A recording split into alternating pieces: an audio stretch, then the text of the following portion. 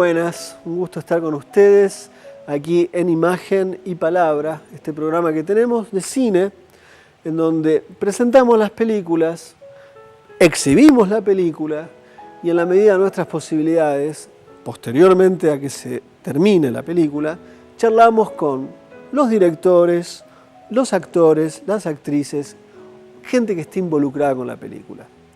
La película que vamos a ver hoy arrancó en el Festival Internacional de Cine de Buenos Aires, el Bafisi. La película de hoy es El espacio entre los dos y es una película que fue dirigida por Nadir Medina. Una película juvenil que inauguraba en cierta medida, había algunos indicios, pero con esta película empieza un conjunto de películas cordobesas más situadas en la vida del mundo adolescente o el mundo en el cual se empieza a dejar la adolescencia y se avisora las posibilidades a veces terribles de lo que puede ser la vida adulta. Hubo un conjunto de películas que giraron en torno a esto, El espacio fue una de estas. El film transcurre casi en tiempo real, no es un tiempo real, pero tiene esta particular virtud la película que nos permite entrar a la experiencia del presente, que por otra parte es lo que en cierta medida se empieza a perder cuando se está en ese episodio de crecimiento donde se deja la adolescencia y se inicia la vida adulta, en tanto que la sensación de presente empieza a ser invadida por la proyección del futuro. Hay un tema musical, un poco casi hacia el final, en donde esta canción, la letra de la canción revela esta distancia nueva que empieza a haber entre el mero estar en el presente con los inicios de tener que ponerse a pensar en el futuro. La película transcurre en una fiesta nocturna, los personajes son tres, está Florencia Dacal, que se convirtió en una suerte de estrella, si se quiere, del cine de Córdoba, de estrella juvenil del cine de Córdoba, el gran Gustavo Zapata, que yo insisto, tiene esa cosa de cineasta, de actor de cine clásico, podría ser nuestro Cary Grant, si se quiere, y Gustavo Kleiman, que es en este film el personaje más intimista, más conflictivo, más complejo, si se quiere. La película no abunda en términos de la psicología de los personajes, sí pone atención a la interacción y a la conducta de los mismos, de tal forma que eso permite entender lo que están viviendo sin que los personajes tengan que decir lo que están viviendo. Y he aquí uno de los puntos importantes, una de las virtudes del registro por parte de Medina, de que no tiene que apelar estrictamente la palabra para expresar lo que está detrás de las conductas, es decir, los estados de conciencia. Los estados de conciencia se ven en la propia interacción. El film transcurre en una noche, ellos tienen una banda de música, hay dos que son pareja, luego descubrimos que hay una historia detrás, que en otro tiempo también habían sido noviecitos, ella con el otro miembro de la banda. Algunas cosas más se van a ir insinuando y algunas cosas sucederán en un ambiente donde hay música, donde no hay drogas, por ejemplo, no es una película de drogas, hay una remerita ahí que aparece con una inscripción de la marihuana, pero no es en ese sentido, es una película que está más dedicada a la intimidad de los personajes. Y algo que para mí es notable, sobre todo en una escena que transcurre en el techo de la casa donde transcurre gran parte de la película, en donde uno permanece con un personaje casi 10 minutos y lo que en ese momento uno puede entender que esa edad de la vida es el ser y el estar cohabitan. O sea, esta experiencia que el idioma castellano permite nombrar, que en el inglés no se puede, según el contexto cambia, se está y se es en el mismo espacio. Algo de esto hay en la película, hay indicios, hay una forma de registro que nos hace sentir el tiempo y el espacio unidos. Esto es para mí uno de los otros elementos importantes que tiene la película que van a ver. No quiero revelar más porque hay un conflicto mínimo central que la película va a dar a conocer llegado el momento que lo necesita para que la trama funcione. Además es una película que está, como algunas otras películas de jóvenes cordobeses, está no en la ciudad de Córdoba, sino en las afueras, en las ciudades cercanas, aledañas, en este caso Río Ceballos. Esto es lo que nos propone el espacio entre los dos.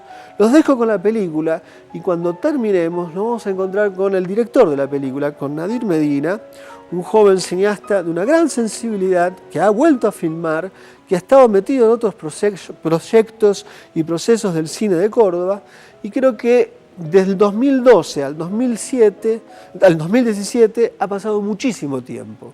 ¿Cómo verá él la película? Ahora lo vamos a ver después de que ustedes vean la película ahora. Bueno, es un gusto, Nadir, tenerte aquí. Estamos con el director del espacio, entre los dos. Muchas gracias. Película, no, gracias a vos y voy a insistir sobre las gracias hacia el final del programa.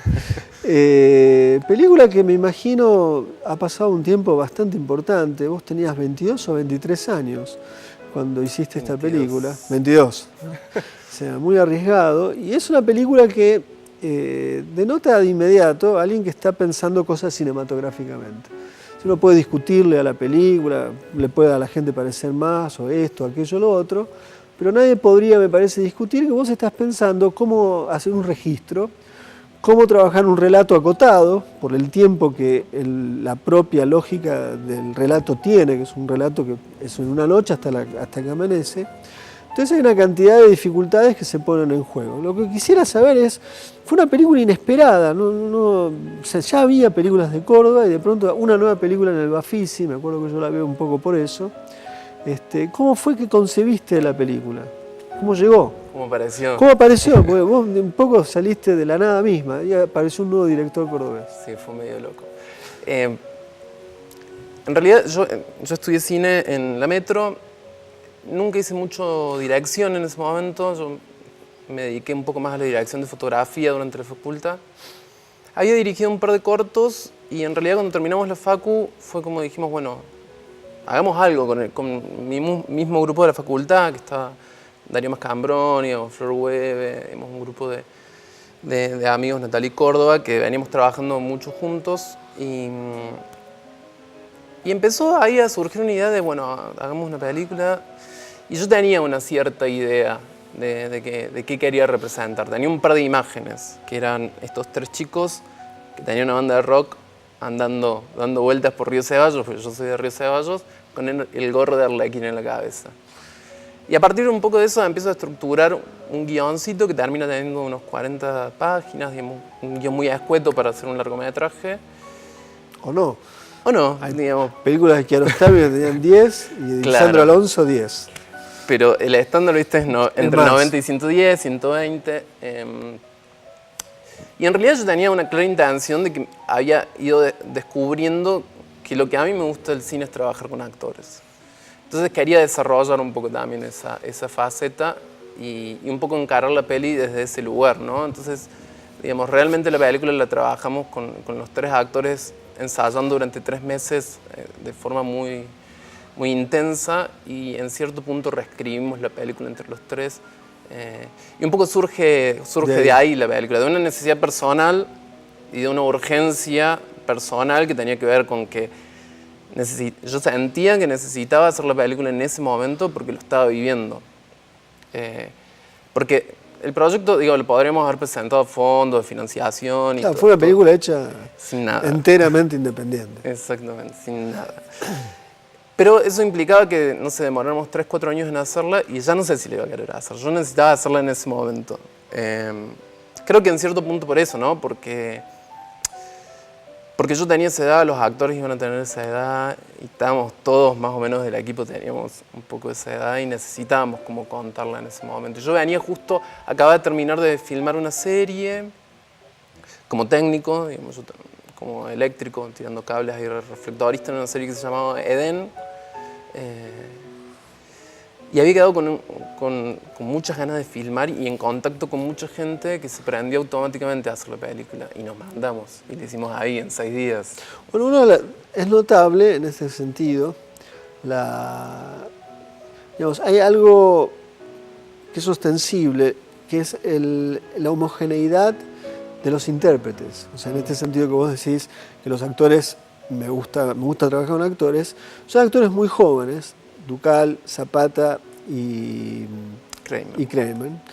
Sin embargo, hay como una conjunción de ellos, de tal modo que lo que transmite el film, lo que inmediatamente se transpone en la pantalla, es que realmente uno cree que son amigos de toda la vida, ¿no? O sea, eso es un gran logro, ¿no? Eso fue un gran hallazgo y una gran construcción que hicimos en conjunto los cuatro. Digo, estos 3 meses que ensayamos, no sé, 3, 4 veces por semana, como 3, 4 horas, una cosa así, bastante. O 2 veces por semana, ahora no, la verdad no recuerdo.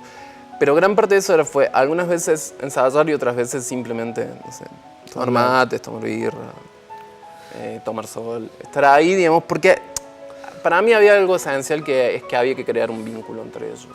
Gustavo y Flor se conocían porque habían filmado un corto, pero cuando eran muy chicos, creo que tenían, no sé, 10 años, Ana, el de Gabriela Teretel.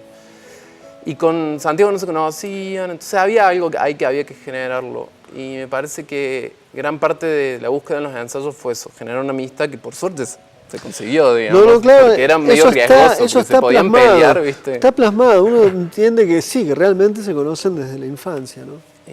Y eso fue como un trabajo muy hermoso, digamos, que yo lo disfruté un montón y en cierto punto se convirtió como en una especie de meta en mi trabajo, ¿no? Trabajar con actores es hoy lo que más me interesa de hacer películas en cierto punto, ¿no? ¿Cómo fue, dado que vos venías trabajando en la fotografía? Es una película que tiene que trabajar, valga la redundancia, un paso de la luz, porque es el paso de la luz nocturna, la luz que deja de ser nocturna, que empieza a acercarse al alba, hasta llegar a esa clara, es muy claro en el cine cuando se filma a la mañana, o sea, claro, la luz matutina es una cosa muy peculiar. Entonces, contame un poco cómo fue la percepción del registro de la luz, porque imagino que vos habrás pensado bastante al respecto. Sí, la verdad que lo trabajamos bastante en cuanto, conceptualmente, hemos con Santiago Seminara, que es el director de fotografía de la película, que queríamos una noche dentro de esa fiesta que fuera muy colorida, y después ese traspaso a un día y que ese día sea muy soleado, digamos, queríamos explotar la luz del sol.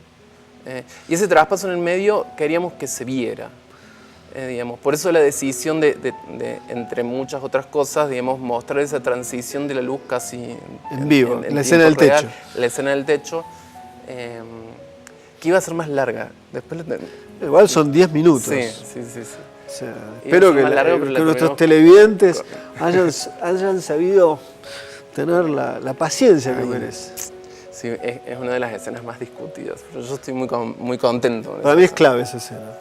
Vos lo decía en la presentación, que es para mí el momento donde uno puede sentir que el ser y el estar en esa edad están todavía juntos. Después, cuando uno crece, uno quiere ser de algo distinto, no quiere estar donde está, o sea, es medio compleja la disociación de eso, ¿no? Sí. Bueno, y ahí empezamos a trabajar, digamos, con esa transformación de la luz que queríamos que se viera, y ya después pasar esto, un soleado absoluto, que me parecía fundamental en la película. Yo quería que la película fuera una película luminosa. Por varias cosas, pero sobre todo por la sensación que deja la película después de verla. Digo, para mí, en gran parte, una película no es tanto la secuencia de imágenes o narrativa que tiene la película, sino mucho más la sensación que te queda al terminar de ver la película. Y para mí, la película tenía que terminar con una sensación luminosa. Sí, tampoco es que la película es oscura antes, no. En el sentido de temple de ánimo, ¿no? Pero sí hay un trayecto, y hay un descubrimiento, ¿no? Ahora podemos hablar del descubrimiento, porque yo ya no estoy presentando, estamos con la película ya vista.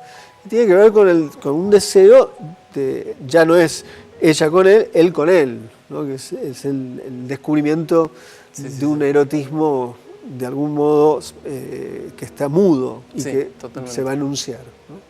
Que eso es muy hermoso. Que nunca se anuncia en palabras. Exactamente. Y eso me parece... Bueno, yo decía al inicio en la presentación de que la película tiene esa virtud, de que la psicología de los personajes se puede leer por las actitudes y las conductas, no por las palabras que enuncian. Eso es un logro importante, me parece. A mí me interesa, eso me interesa muchísimo, digamos. Me interesa mucho la palabra, cómo poner la palabra para que funcione, no una forma de entregar información, sino en cierto punto funcionando como en conexión con lo no dicho, ¿no? Entonces, lo que no Claro. decís es como mucho más importante que lo que decís. Que en general es como suele pasar en en la vida. en los vínculos, excepto cuando uno se dispone, como en este momento, a hablar y a decir lo que hay que decir. Una de las cosas que yo fui notando a lo largo de otras películas cordobesas, ya de tu generación, que filmaba en extensión lo que le correspondía a esa generación. La tuya es una de las primeras que empieza con esto, después vienen otras. Es ¿dónde aparecía la inscripción de la historia o la política? La película en ese sentido lide la historia, el momento al menos. Uno no puede transcurrir en otro tiempo. Sí. Hay instancias que uno dice, no, bueno, es el 2000 algo, 12, 10, por ahí. La única inscripción histórica, y por eso te lo pregunto, es una remera de San Martín. Sí, exactamente. O sea, que era mía. Era tuya. Se la regalé a Gustavo. Okay. ¿Y eso de dónde proviene esa decisión? Por empezar, era una remera que me gustaba mucho, era mía, y en realidad me parecía que era muy interesante que Gustavo usara esa remera. Fue una decisión que tomamos junto con la vestuarista, Sol Muñoz, que nos parecía como muy, muy interesante, porque en cierto punto también habla de una generación, claro. digo, una generación que somos de la que yo soy parte, digamos, que crecimos después del 2001, en donde hay como una vuelta de la juventud hacia la política, digamos, en donde nuestra conciencia crítica tiene que ver un poco más, está como más alejada de esos jóvenes de los 90, por ahí está mucho más cerca de algo un poco más diferente, de la recuperación de la utopía, de la idea de que hay un futuro posible, que es político, claramente, y en cierto punto ponerle una remera era jugar un poco con eso. La película no indaga sobre lo político. No, está en otra esfera, porque es la esfera de la intimidad y el deseo. Pero creo que hay una decisión, incluso con esto, digamos, de la luminosidad de la película, de cuando charlan al final sobre ir a la facultad, digamos, son pibes que tienen esperanza, digamos, claro. que tienen una concepción de futuro, digamos, y una recuperación de algo ahí. Viendo esto, justamente un poco antes, yo no estoy muy de acuerdo con los planteos críticos que se hacían ya para el 2000 en adelante en la revista La Amante Cine, pero en un momento Gustavo Noriega aduce la idea de los jóvenes tristes del cine argentino. Estos no eran jóvenes tristes. No. Yo creo que esta es la distancia, ¿no? Yo creo que sí, que creo que puede ser generacional, digamos, en ese sentido, digamos, en que en los 90 fue una cosa como muy particular. Y digo, a partir del 2001, del 2003, podríamos decir, claro, en adelante, hay una conciencia que cambia de una forma muy, muy zarpada, digamos, en las generaciones. Digamos. Una generación que la mayoría somos o fuimos militantes, o sea, partidarios o en organizaciones sociales o en organizaciones de derechos humanos o en diferentes cosas, que me parece que hay un cambio muy zarpado en eso. Te quería preguntar respecto al modo de registro. Yo he visto una película que hiciste hace poco. O sea, hay una forma de registro que más o menos sigue siendo extensiva. O sea, a vos te gusta registros largos. Sí. O sea, sos una persona que le interesa sostener el plano. ¿Eso a qué responde desde tu perspectiva? En cierto momento hay como varias cosas. Una, digamos, porque en realidad yo creo, ¿no?, que hago películas de actores, ¿no? O sea, me gusta filmar actores. Y me parece que cuando uno sostiene el plano, aparece cierta magia de la narración a partir de lo que el actor propone, que si uno empieza a cortar, eso en cierto punto se vuelve como extradiegético, ¿no?, como un poco impuesto. Claro. Cierto drama. Al sostener el plano me parece que el drama se tiene que conseguir a partir de lo que sucede en el momento y eso me parece que es mágico. Cuando aparece eso es mágico. Claro, que el espacio tiene esto en general, ¿no? Está sostenido en eso. Y me parece que por eso me gusta un poco la idea de sostener los planos. Lo mismo, también soy un gran defensor del plano contra plano. Digo, no es un dogma lo que responde, sino como una especie de necesidad que tenés en función de algo que dijiste de entrada y aparentemente sigue, que es esta fascinación por la interacción de los actores frente a cámara. Que es algo que surge, digamos, para mí la puesta de cámara surge un poco a partir de lo que veo que hacen los actores, ¿no? Digo, me parece que ahí hay como Hay ciertas cosas que sé que quiero que sean de determinada forma, pero hay ciertas otras que digo, esta escena va por acá, ¿no? Por lo que pueda suceder entre los actores y hay que ayudarlos, hay que poner la cámara para que eso suceda.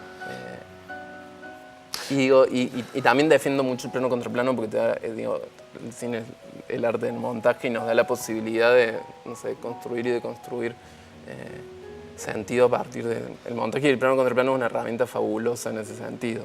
Sí, sí. Entonces, te quería preguntar respecto de, digamos, tenías 22 años, estabas en la escuela, en la Metro. ¿Qué cine te interesaba en ese momento? ¿Qué pasó después? ¿Y cómo ves desde el cine que viste después aquella película? Qué complejo. ¿Qué cine me interesaba en esa época? Digo lo del cine porque, para ser más preciso en la pregunta, se la he hecho a varios de los que han pasado por estas entrevistas en el programa, porque estoy tratando, o me doy cuenta que esto puede tener un valor histórico más allá de este momento, de entender un poco cómo el cine que se hacía en Córdoba, o se hace en Córdoba, se relaciona con la tradición cinematográfica. O sea, cuando uno ve tu película, uno puede inmediatamente pensar, yo me acuerdo cuando la vi, Linklater, por ejemplo. No importa, no se trata de imitaciones, se trata de zonas de diálogo con la historia del cine. Entonces, esta es la pregunta. Mira, en ese momento, la verdad no lo recuerdo con claridad, ¿no? Digamos, pero en ese momento yo acababa de terminar de estudiar cine y creo que había ido a un solo festival en mi vida, que había sido 5 días en Mar del Plata. No había visto tanto cine. Sí me gustaba Linklater, por ejemplo. Sí me gustaba muchos directores argentinos, digo, Acuña, claro. Alonso, Martel. Sí, estaba en ese momento un poco fascinado con esto del mumblecore en Estados Unidos. Fascinado con Fanny Jaja o algunas películas de Buchalski. Andrew Buchalski. Creo que por ahí andaba viendo cine en esa época. Después con el tiempo empecé a descubrir otras cosas. No sé, uno cambia, uno crece. Y ahora ya veo otras cosas, digamos, y estoy fanatizado por otras cosas. ¿Por ejemplo? Por ejemplo, Claire Denis, que es como mi directora favorita, por decirlo. O Garrel, o un poco... Ahora estoy como muy fanatizado con Zulawski. El acceso ese me vuelve un poco loco. Sí, el desborde. Matías Piñeiro, no sé, empecé como a descubrir como cosas muy interesantes que... Bueno, que van por una línea... Claro, van por unas líneas cercanas, excepto Zulawski, que es un delirio de otro orden, que es muy del cine del este. En general me parece muy interesante todos estos directores de la forma en que se acercan también a la actuación, ¿no? Digamos, conciben como una forma muy diferente de la naturalidad del actor frente a la cámara, y eso me parece como fabuloso. Más allá de todas las otras cosas. O sea que podríamos decir que todavía sigue habiendo una suerte de punto... Con Gustavo Fontán siempre, es algo que he aprendido al pensar su cine y de hablar con él su cine. Él siempre, y recientemente con otras cuestiones con Lucrecia Martel, siempre un director sin saberlo tiene como un principio poético, o sea, algo que organiza sus películas. Da la impresión que en tu caso sigue siendo el tema de los actores. Lo que pasa es que esto se empieza a complejizar por otros caminos a partir de cosas que vas contando, ¿no? Probablemente, no sabría decirlo. Y la clave de tu cine es el espacio, porque lo que sucede en los actores es ese espacio, ¿no? Ese entre. Mira, siempre me hacen señas dramáticas. Hay una mujer en particular que me hace así, te hace cosas horribles. Antes de terminar y de cerrar, quiero agradecerte primero que estés acá, que te hayas acercado hasta un lugar bastante lejano, que es el estudio en donde estamos. Y más que eso, es que este programa solamente puede existir porque los directores tienen la generosidad de permitir que pasemos las películas gratuitamente, si no el programa no se podría hacer. Esos gestos en general no son los que suelen existir en nuestra sociedad, quizás menos hoy que nunca. La gratuidad es una estética de la vida además. Así que quiero agradecerte esto. Ojalá pudiéramos pagar $6.000, pero no tenemos. Vendría Por ahora, en el futuro, quién sabe. Muchísimas gracias y ojalá tengamos una segunda versión de este programa en 10 años y vos tengas 5 películas para hablar. Ojalá. Bueno, yo también agradecerte a vos, Roger, y al ciclo y a toda la gente que trabaja en el ciclo por la oportunidad de poder pasar la película, la oportunidad de conversar. Y en nombre de todo el equipo de la película, digamos, que la amamos mucho, estamos muy, muy agradecidos por esta oportunidad. Bueno, me alegra mucho. Bueno, hasta la próxima aquí en Imagen y Palabra. Este encuentro con los cineastas más recientes del cine de Córdoba y la Argentina y de nuestro cine en general. Hasta la próxima.